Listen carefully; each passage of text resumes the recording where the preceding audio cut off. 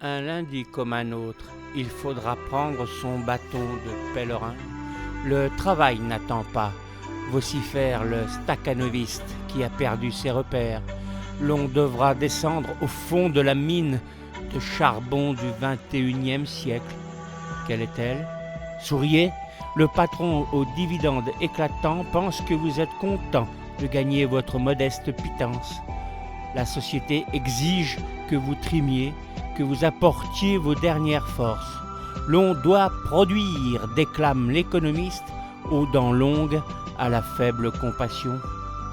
Vous vivez plus longtemps, argumente le ministre du Travail de l'esclavage. Il ne voit pas les corps fatigués des citoyens épuisés. Le tyran à la cuirasse épaisse n'en a cure. Il faudra, voilà ce qu'il dit, et l'ouvrier donne ne veut pas passer pour un fainéant. Les actionnaires sont contents. Le CAC 40 en hausse, ce sera une bonne année, ose dire Delphine Damarzit. Vous ne la connaissez pas?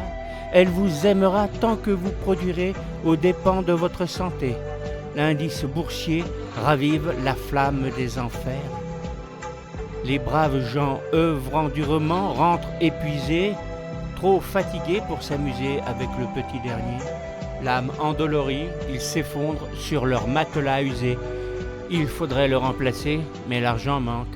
Heureusement, ils ont la télévision pour rêver à une vie de milliardaire dans une île lointaine. Bip, bip. 6 heures, satané réveil. L'on doit recommencer. Pourquoi vais-je travailler? Finit par se demander l'employé désabusé. Et le gouverneur de la Banque de France vitupère. Les finances en berne. Taxons, enlevons le moindre avantage du français qui n'est plus si moyen que cela. Dehors, la pauvreté augmente. Où en sommes-nous du partage des richesses? Elle nous appartient aussi, crient en chœur les travailleurs. Nous sommes les forces vives d'une nation qui ne reconnaît plus le mérite de ses enfants.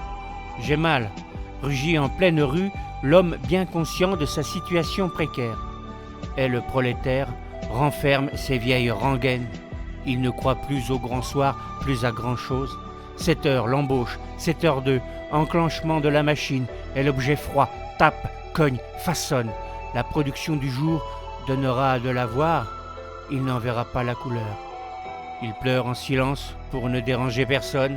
Il est éreinté, courbaturé, brisé, à bout de souffle. Capitalismos.